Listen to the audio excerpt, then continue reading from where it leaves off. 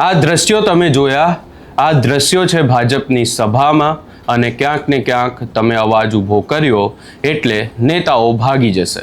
શું છે સમગ્ર મામલો એની વિગતે ચર્ચા કરીશું. નમસ્કાર, હું છું ઉજ્જવલ અને આપ જોઈ રહ્યા છો નિર્ભય ન્યૂઝ. ભાજપના નેતાઓની હવે આ આદત પડી ગઈ હોય એવું લાગી રહ્યું છે. એમની જ સભામાં લોકો પોતાના પ્રશ્નોને લઈને પહોંચ્યા, લોકોને બોલવાનો પણ એ લોકોએ મોકો આપ્યો, પરંતુ પોતે જ સભામાંથી જતા રહ્યા. આ દ્રશ્યો છે કચ્છના કે જ્યાં લોકો દ્વારા એમની સમસ્યાને લઈને ભાજપનો એક કાર્યક્રમ હતો.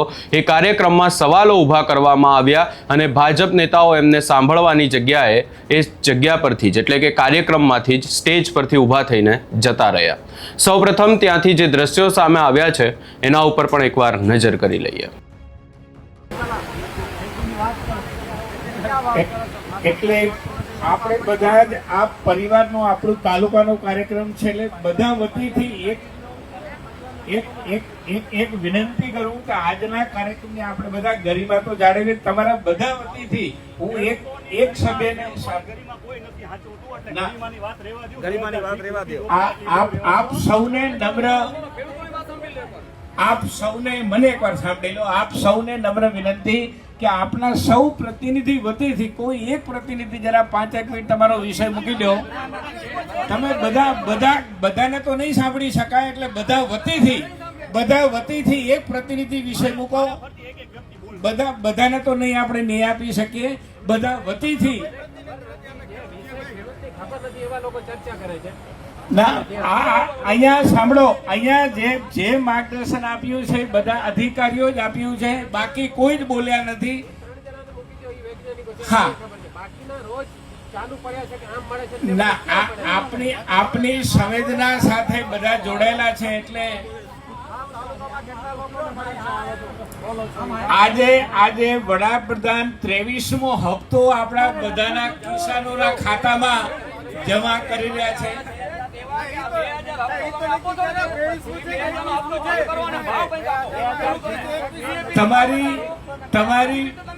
તમારી વેદના ને સંવેદનાને અમે છેક સુધી પહોંચાડીશું. બધા વતીથી વિનંતી કરીએ કે એક પ્રતિનિધિ થોડોક 5 મિનિટ વિષય મૂકી દે. અત્યારે મંચ ઉપર ઉપસ્થિત તાલુકાના પ્રમુખના અધ્યક્ષસ્થાને તમે બધા બેસી જાઓ, બાકીના લોકો, કારણ કે એક ગરિમા સંભળાય, એક મંચની ગરિમા થઈ જાય એટલા માટે આપ તમારા જ પ્રતિનિધિ બોલે છે ને આપ બેસી જાઓ પ્લીઝ. આપ બધા બેસી જાઓ, આપ જરા બેસી જાઓ બધા લોકો. આપના પ્રતિનિધિ બોલી રહ્યા છે એટલે જરા બેસી જાઓ બધા લોકો પ્લીઝ. આ એક કાર્યક્રમની ગરિમા હોય છે, બાકી બધા બેસી જાઓ. તાલુકા પંચાયતના પ્રમુખશ્રીના અધ્યક્ષસ્થાને યોજાયેલો પીએમ કિસાન નિધિનો વૈજ્ઞાનિક પણ ભૂલી ગયા છે. 21મો હપ્તો કહે છે પણ 23મો હપ્તો છે. આપણે યાદ કરાવી દઈએ એમને, કારણ કે યોજના કોઈ પણ હોય ને એકવાર થાય જાહેરાત.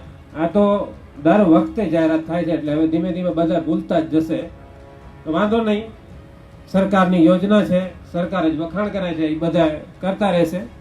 મૂળ મુદ્દો શું છે ખબર છે? અત્યારે ખેડૂતોની સમસ્યા, અને એના માટે જ અમે આવ્યા છીએ. કોઈ કાર્યક્રમ બગાડવાનો હેતુ નથી બીજો, કોઈ સાંભળતું નથી. અને ન સાંભળે ત્યારે આપણે સરકારી મંચનો ઉપયોગ કરતા હોઈએ છીએ. અને એ સરકારી મંચ જ્યારે મળે ત્યારે પ્રજાને પૂરેપૂરો હક છે કે એ પોતાની વ્યથા રજૂ કરી શકે. અને એ વ્યથા રજૂ કરવા માટે આ બધા ખેડૂતો આવ્યા છે. મને ખબર નથી કે આ બહેનો જેટલા બેઠેલા છે એ ખેડૂત છે કે એમ જ ઘણી જગ્યાએથી મંડળીઓમાંથી બોલાવેલા હોય છે, ઘણી જગ્યાએ આંગણવાડી બહેનો હોય કે, પરંતુ તાલુકાની પરિસ્થિતિ આજે એવી છે કે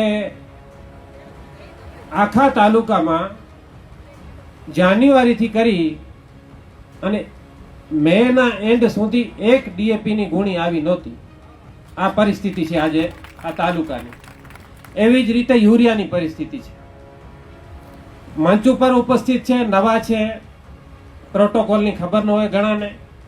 અમે ઘણા અમારા પ્રતિનિધિઓ નવા ચૂંટેલા છે અને એ લગભગ અડધા એમાંના ખેડૂતો છે.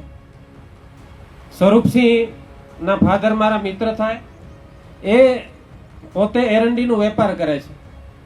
એમને પણ ખબર હશે કે ખેડૂત ખેતી અત્યારે કેવી રીતે કરી રહ્યો છે. અને એ ખેતીની અંદર શું શું તકલીફો આવી રહી છે અત્યારે. તો અમારી માંગણી ટૂંકમાં કહી દઉં, બહુ લાંબુ નથી કરવું, પ્રધાનમંત્રીનું ભાષણ શરૂ થાય એનાથી પહેલા આપણે પૂરું કરી નાખશું. કપાસનો ભાવ 2014 નો જોઈ લો, અત્યારનો જોઈ લો. એરંડાનો ભાવ 2014 નો જોઈ લો, અત્યારેનો જોઈ લો. મગફળીનો ભાવ 2014 નો જોઈ લો, અત્યારેનો જોઈ લો. મગફળીના ભાવ નીચે ગયા છે. બહારેથી પામ તેલ આયાત થાય છે અને પ્રોત્સાહન અપાય છે. મગફળીના ખેડૂતને પૂરતી વળતર નથી મળતી, મગફળી ખેડૂત વાવતો નથી. એમ બીજી બાજુ આપણે સ્વદેશીની વાત કરીએ છીએ અને લોકોના સ્વાસ્થ્યની વાત કરીએ છીએ, તો પામ ઓઇલ સારો કે મગફળીનો ઓઇલ સારો? આ બધું વિચાર કરજો બધા. પછી કપાસ ઉત્પાદનમાં ગુજરાત આખા દેશભરમાં મોખરે છે અને એ કપાસ ઉત્પાદનનું હબ, અહીંયાથી કપાસનું ઉત્પાદન કરી જીનિંગ કરી અને સાઉથના રાજ્યોમાં મોકલે, ત્યાં ડોરા બને, ડોરા પાછા સુરત અમદાવાદ આવે, ત્યાં કાપડ બને અને એ કાપડ બજારની અંદર વેચાય. તો એ જીનિંગ મિલોના દબાણમાં આવી અને સરકારે બહારેથી આવતા કપાસ ઉપર જે 11% ડ્યુટી હતી એ ડ્યુટી ફ્રી કરી નાખી અને કપાસનો ભાવ જે હતો આપણને મળતો હતો એ તોડી નાખી. આ અમારી માંગણી છે કે કપાસનો ભાવ ટેકાના ભાવ કરતા વેપારીઓ નીચા ભાવે કેમ ખરીદી રહ્યા છે અને સરકાર ટેકાનો ભાવ જે જાહેર કરે એ ક્યારે ખરીદી શરૂ કરે છે? ખરીદી શરૂ કરે છે દિવાળી બાદ, જ્યારે કપાસ આવે આપણી પાસે નવરાત્રીમાં. એટલે લગભગ ખેડૂત મોટા ભાગનો કપાસ વેચી નાખે, વેપારીઓ પાસે કપાસ પહોંચી જાય, ત્યારે કપાસ વેપારીઓ મુનાફો ખાઈ અને એ જ પાછો સરકારી મંડીઓમાં આપતા હોય અને એ પણ અહીંયાથી કમાતા હોય. આવી પરિસ્થિતિ અત્યારે કચ્છના ખેડૂતોની છે. બીજી બાજુ અત્યારે સાહેબે વાત કરી, બાગાયત અધિકારીએ, કે ખારેકનું આ હબ છે. સાહેબ, ખારેકનું હબ છે, વાત સાચી છે કે આખા દેશની અંદર સૌથી પહેલા કચ્છથી ખારેક શરૂ થઈ, પણ ખારેકના ભાવ 20 વર્ષ થયા એ જ ભાવ છે અત્યારે. આજની તારીખમાં ખારેક 10 થી 15 રૂપિયા કરીને કોઈ સારી ખારેક હશે અને ઘરઘરું વેચતો હશે તો 100 રૂપિયા મળે, બાકી એવરેજ ખારેકના ભાવ 20-25 રૂપિયા નથી મળતા. અને રોજની જ્યારે 30 થી 35 ગાડીઓ ખારેકની અહીંયાથી નીકળતી હોય, 50 ગાડીઓ નીકળતી હોય, એના માટે સરકારે શું વ્યવસ્થા કરી છે આ તાલુકાની અંદર જ્યારે આ ખારેકનું હબ છે ત્યારે? એપીએમસીની ચૂંટણી હોય કે ખેડૂતો માટેના ઘણા બધા જે સંસાધનો એની પાછળ જે સરકાર ખર્ચ કરી રહી છે એ બધા ક્યાં ગયા છે? અમારી ખારેક લેવા માટે કેમ કોઈ તૈયાર નથી? કોઈ પ્રચાર પણ કરતું નથી કે આ ખારેક ખાવાથી શું ફાયદા થાય, આ ખારેક કેટલી શરીર માટે જરૂરી છે. અને આ કચ્છનો જે ખેડૂત છે, જે પાકિસ્તાનની બોર્ડર ઉપર બેઠો છે, જે સીમાડાનો છે, જે રણ વિસ્તારમાંથી આવે છે, એ ખેડૂતોને આપણે ઊંચા લાવવા માટે સરકાર શું કરી રહી છે એ લોકો અમને જણાવે.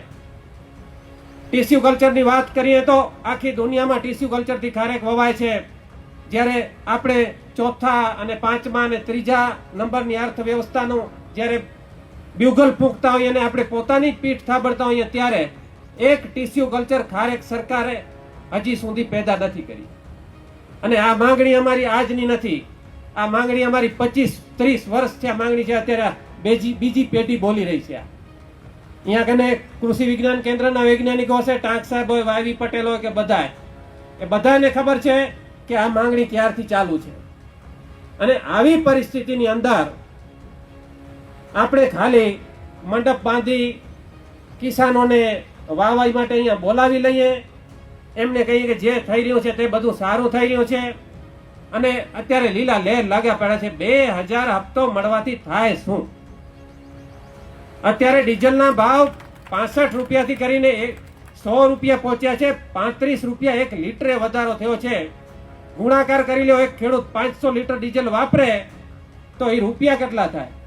અને એની સામે આ 2000 નો હપ્તો શું કામ આવે? મહિને દિવસે 500 રૂપિયા. એટલે આ બધા ઠીક છે, કોઈ ગરીબ ખેડૂત હશે ને એને એનો લાભ મળતો હશે, અલગ વસ્તુ છે. બાકી આ ધતિંગથી હવે અમે કંટાળ્યા છીએ. વાસ્તવિકતા ઉપર આવો અને ખેડૂતને કંઈક ફાયદો થાય એવી યોજનાઓ લાવો. અત્યારે સજીવ ખેતીની વાત થાય છે. મને યાદ છે ત્યાં સુધી નેપાળ અને જાપાન જેવા નાના નાના દેશોએ ક્યારે આંબા ઉપર બેન નથી લગાવ્યો, ક્યારે નહીં. જ્યારે આપણે ફૂલ પેસ્ટિસાઇડ ને રાસાયણિક ખાતર વાપરતા હતા ત્યારે. અત્યારે જ્યારે સજીવ ખેતીની વાત થાય છે ત્યારે આખી દુનિયાની અંદર આપણો આંબો બદનામ શું કામ થયો છે? આપણા આંબાને બદનામ કરવાનું કારણ શું? અત્યારે અત્યારે આપણો આંબો બધા દેશો બેન્ડ કરીને બેઠા છે અને એ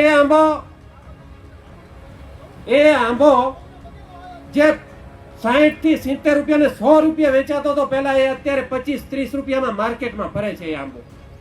અને શું મહેનત નથી કરી ખેડૂતો. અને આ નવા લોકો છે, એમને ખબર નથી, બચારા પાસે કોઈ જવાબ નથી. આપણને એના ઉપર દયા આવે છે, કારણ કે એમની પાસે કોઈ જવાબ નથી આ બાબત. આવી પરિસ્થિતિની અંદર તમે ખેડૂતનું હિત કરવા નીકળો કે ખેડૂતના ભલા માટે આ સરકાર છે, મને નથી લાગતું કે આનાથી કોઈ ખેડૂતનું ભલું થાય. એટલે મહેરબાની કરી વાસ્તવિકતા ઉપર આવો અને આને આ પરિસ્થિતિ રહી, ખાતર ઉપર આટલો ને આટલો નિયંત્રણ દો, પેસ્ટિસાઇડ ઉપર આટલો નિયંત્રણ દો, તો આવનારા ભવિષ્યની અંદર ભારત દેશ ભૂખે મરશે, ભૂખે. અન્ય ઉત્પન્ન આપણને જરૂરી છે એટલું આપણે નહીં કરી શકીએ. માટે અમારી વિનંતી છે વૈજ્ઞાનિકોને થોડીક હિંમત દાખવી અને સત્ય સંભળાવો. સરકારને પણ કહો કે આ ગ્રીન રેવોલ્યુશન આવ્યું એના પછી દેશ અનાજની અંદર આત્મનિર્ભર થયો છે. એનાથી પહેલા બહારેથી અનાજ આયાત થતું અને એ અનાજ આપણે બહારેથી મંગાવીને ખાતા ત્યારે આપણું પેટ ભરાતું. એના બદલે ભારતના ખેડૂતોએ અત્યારે અન્નના ભંડાર ભરી દીધા, પરંતુ એની કદર ન થઈ ક્યારે પણ. અત્યારે પણ ઘઉં ઉપર નિકાસ પ્રતિબંધ લગાવી દીધો, કારણ કે ભાવ ન વધે. હવે સરકાર મોંઘવારી ન વધે, પોતાની સરકારને સામે કોઈ આંગળી ન ચીંધે, એના માટે ખેડૂતોના પેટ ઉપર લાત મારી રહી છે અત્યારે, કે ભાવ ગમે એમ કરીને નીચા રહેવા જોઈએ. તો આના માટે અમારે અવાજ ઉપાડવો છે અને અમારી માંગણી છે સરકારની સામે કે ખેડૂતોના હિતની સામે જ્યારે જ્યારે કોઈ તરાપ મારશે એની સામે અમે કાયમ લડતા રહેશું અને અવાજ ઉપાડતા રહેશું. અત્યારે અમારી જે ટીમ છે એ ટીમને બધાને મેં કીધેલું હતું કે બધાએ કંઈક ને કંઈક બોલવાનું છે. તમારે જે કંઈ પણ પ્રશ્નો હોય તે, ચૂંટેલા પ્રતિનિધિઓ છે અમારા પણ 10 જણા ચૂંટેલા છે આ તાલુકાની અંદર.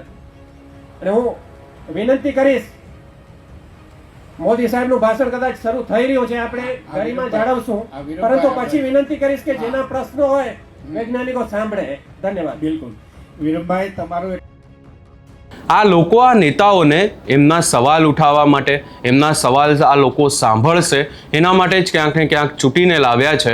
પરંતુ આ નેતાઓને કંઈ જ નથી પડી, કશું જ પડી નથી. ને આ નેતાઓ લોકોના સવાલો સાંભળ્યા વગર જ ત્યાંથી ઊભા થઈને જતા રહ્યા. એમને એ પણ યોગ્ય ના લાગ્યું કે આ વ્યક્તિ જે બોલી રહ્યો છે, એની જે સમસ્યા છે એ સાંભળીએ અને ત્યારબાદ ત્યાંથી અમે એના પ્રશ્નોનો, એ જે સમસ્યા છે એનો નિકાલ લાવવાનો પ્રયાસ કરીએ. આવું કોઈએ ના કર્યું અને આ લોકો એ પ્રશ્નો સાંભળી એનો નિકાલ લાવવાની જગ્યાએ એ સભામાંથી જ જતા રહ્યા. આ સમગ્ર બાબતે તમારો શું અભિપ્રાય છે એ અમને કમેન્ટ કરી જરૂર જણાવશો ને અમારી ચેનલ નિર્ભય ન્યૂઝને લાઇક, શેર, સબસ્ક્રાઈબ કરવાનું ભૂલશો નહીં.